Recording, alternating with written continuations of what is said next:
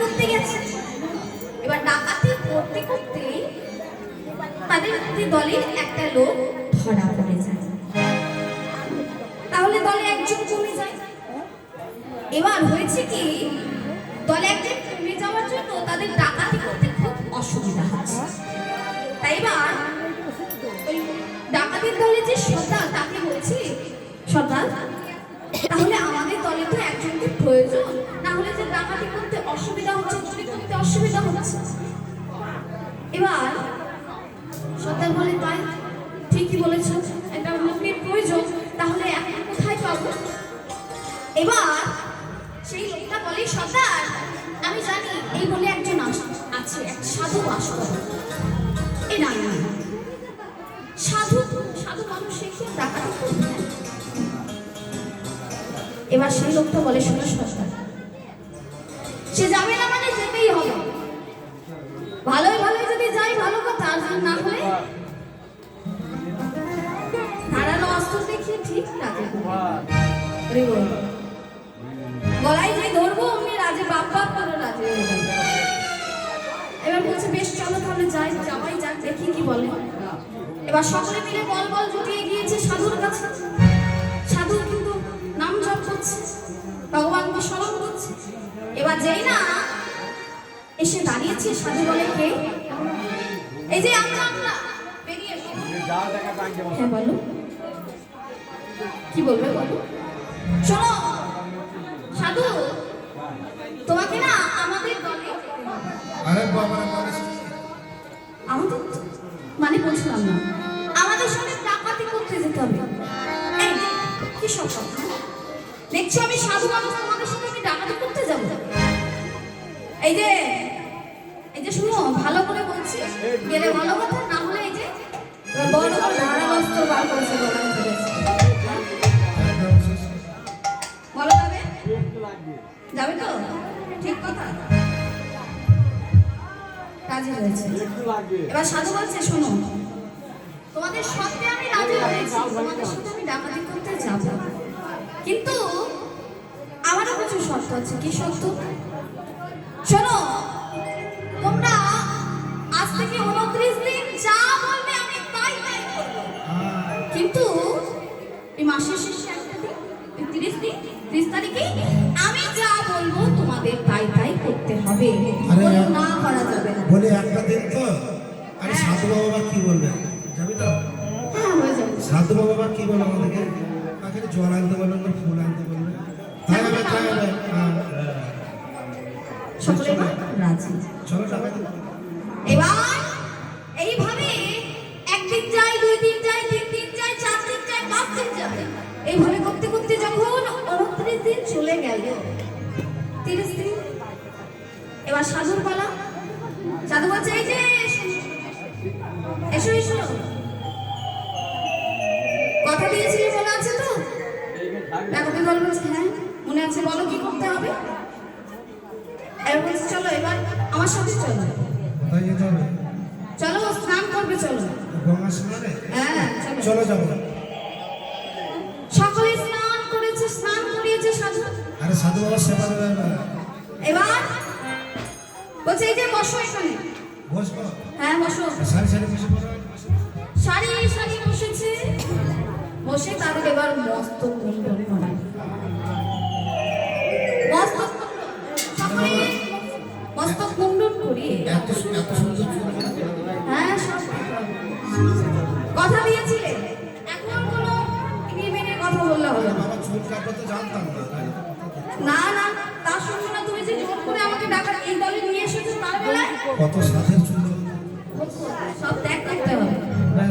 সকলের মস্তক মুন্ডন করিয়েছে, মুন্ডন করি তিলক সেবা করিয়েছে, গলায় তুলসী মালা দিয়েছে, এবার সকলকে তৈরি করেছে। তৈরি করে এবার বলছে, যে এবার আমি যা, এবার বলছে বলো কি বলবে? এবার বলতে শুনো, হরে কৃষ্ণ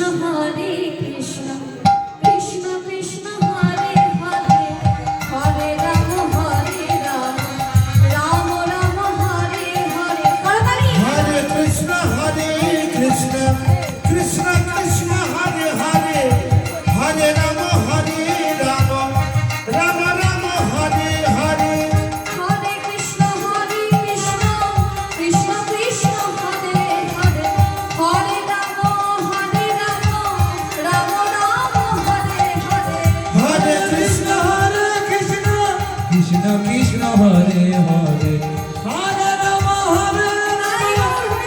রাম হরে হরে হরে কৃষ্ণ কৃষ্ণ কৃষ্ণ হরে হরে হরে রাম রাম রাম হরে হরে।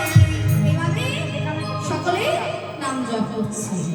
এবার হয়েছে কি, সেই রাজ্যে একটা রাজা ছিল। এবার রানীমার ইচ্ছা কিছু সাধু সেবা করাবে, তাই রাজাকে বলেছে যাও কিছু সাধু বাড়িতে নিয়ে এসো। এবার রাজা মশাই তার রাজকর্মচারীদের আদেশ দেন যে যাও সাধু নিমন্ত্রণ করে এসো, কিছু সাধুকে নিমন্ত্রণ করে এসো। এবার রাজা কর্মচারীরা বেরিয়ে যায়। এবার যেতে যেতে তাদের কানে সেই হরিনাম আসে।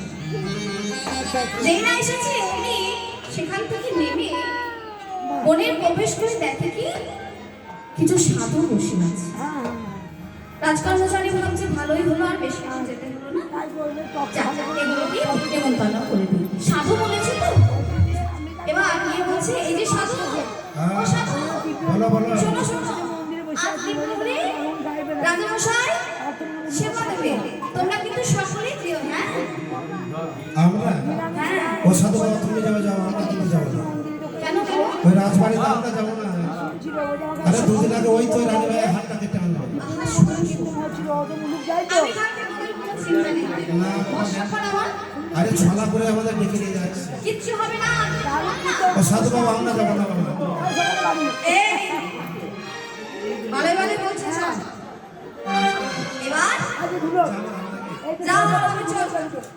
এবার সকলে মিলে গিয়েছে। রানীমা সুন্দর করে সাধু সেবা দিয়েছে, সোনার থালায় খেতে দিয়েছে। সেবা দিয়ে মনের মতো করে সেবা দিয়ে কত দামি দামি উপহার, কত কি দান করেছে।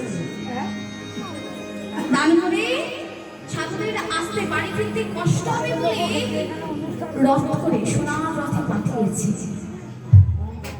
এবার বনে এসে সেই ডাকাতের দল সাধুর চক্রে জড়িয়ে ধরে বলছে সাধু, ওগো সাধু, এতদিন ধরে ডাকাতি করে যে চাও চুপ করে যা পেয়েছি আজ সব তোমার কথা শুনে আজ তার থেকে বেশি কিছু পেয়েছে, এমনকি কত সম্মান পেয়েছে।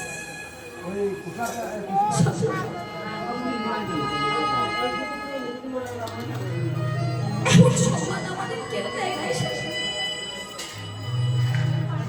সাধু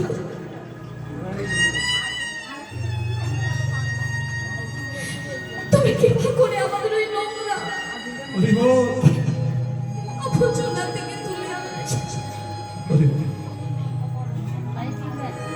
সাধু আজ আমরা সকলে মিলে কথা দিচ্ছি,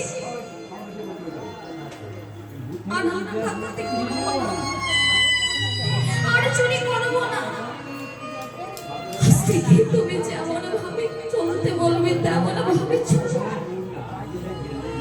তুমি যা করতে বলবে তাই করবো। সাধু তোমার চরণ প্রান্তে আমরা পড়ে রইব।